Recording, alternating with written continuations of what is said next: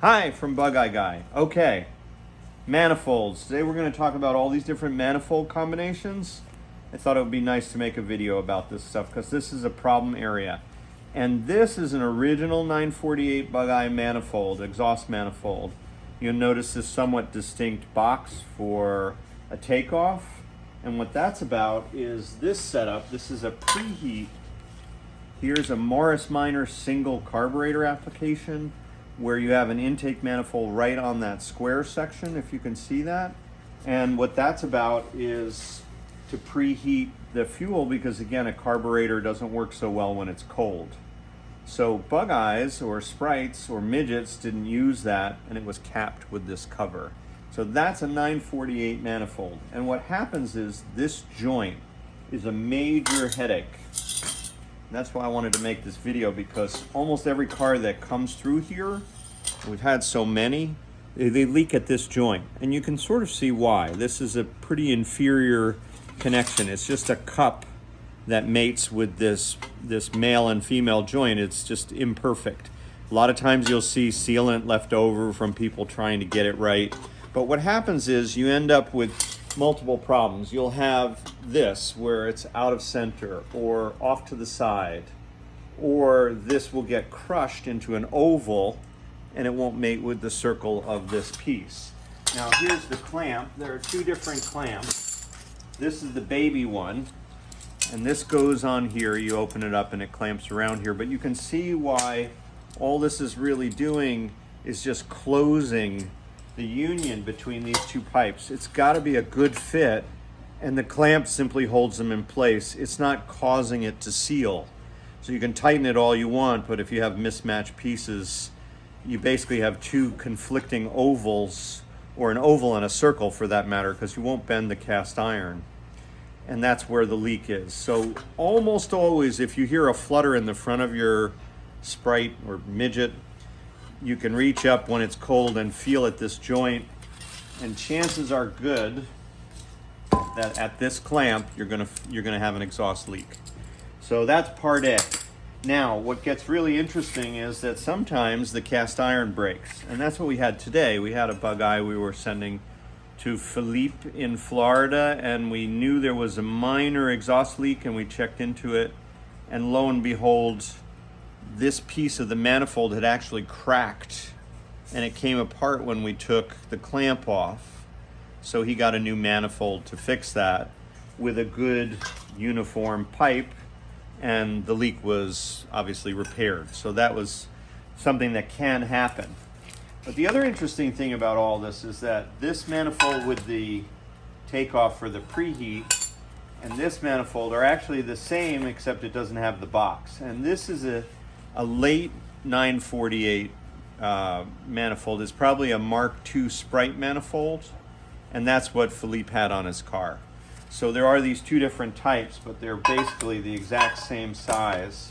This ring is the same on both of them. It just doesn't have this heat box for the carburetor, as you saw on the Morris Minor. Remember, in England at the time, they were recycling what they could. So this Morris Minor manifold worked great for Bug Eyes and other cars as well.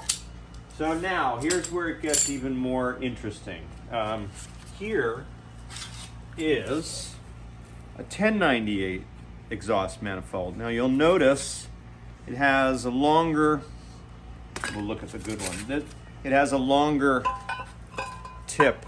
You see here, this section where my index finger is a little bit longer. And you should be able to see it's a bigger diameter.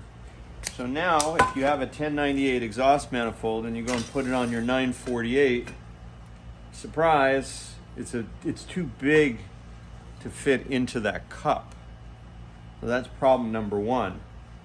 And a lot of people aren't aware of that. And the second thing is you need the larger, this is small and this is a larger diameter pinch clamp to meet this larger manifold. So what you got is this. We didn't have a cut piece, so we have to show you a full pipe. But this is the same bad design, and it actually fits. Remember, you got this little baby you should be able to see the difference in diameter, naked eye. But this is the baby 948 pipe, and this is a 1098 pipe. So if you have a 1098 muffler, part A is, a manifold, you need the 1098 cup, and you need the larger clamp to hold these together. So again, it's the same problem in a slightly bigger size that you would have had with the 948. Part 3, to make it even more interesting, this is a 1275 manifold. And you can see this manifold has a flange arrangement with studs. They finally got smart and said this thing is a bad idea. And so that mates with this type of pipe. Can't get the donut off, but there's a gasket, and that is a much more positive way to make the seal. And on this pipe you have a flange that comes up and secures, it bolts to make this union effective and leak proof. So 1275 manifold for the bigger engine and head with a bigger flange type pipe, and that's your third option. So those are basically the three flavors. 948 with this awful cup type, 1098 with a cup type, and this is just a cutoff, a 1275, same diameter, but with the metal flange 3-bolt design. And the ultimate thing is really to just use this.